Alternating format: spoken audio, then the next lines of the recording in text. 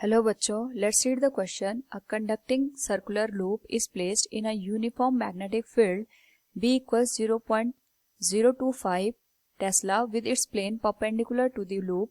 The radius of the loop is made to shrink at constant rate of 1 mm per second. The induced EMF when the radius is 2 centimeter is. Here 4 options are given. Now first of all we will discuss here the key concept, and the key concept will be induced EMF in a coil. तो जब भी हम induced EMF की बात करते हैं उस particular case में we apply the Faraday's law which state that the EMF induced in any coil is a rate of change of magnetic flux with respect to time.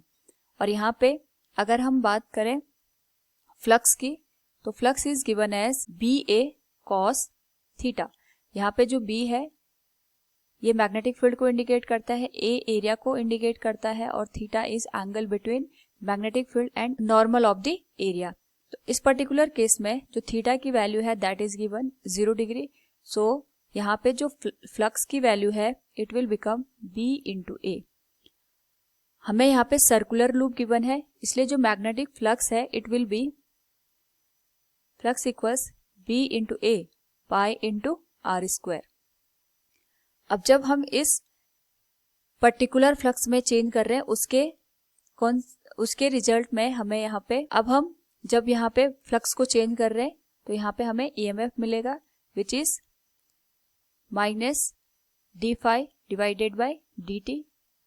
और यहाँ पे जो रेडियस है दैट इज गेटिंग श्रिंक का मतलब हो गया यहाँ पे जो रेडियस होगी वो रिड्यूस हो रही है. So we can write this EMF will equal to minus d divided by d T.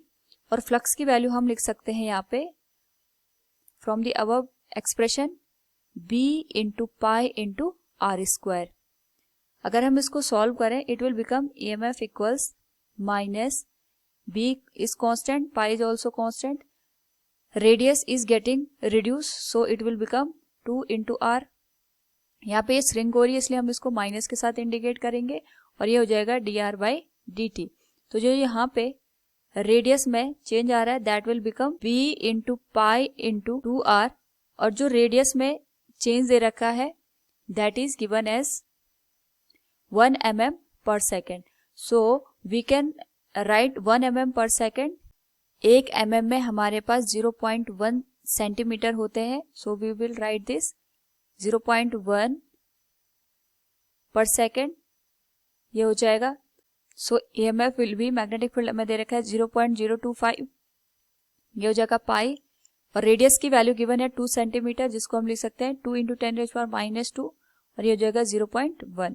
अगर हम इस पूरे क्वेश्चन को सॉल्व करेंगे it will become pi into 10⁻⁻6 और -6 का मतलब हो गया micro. We can write this EMF equals pi into micro volt.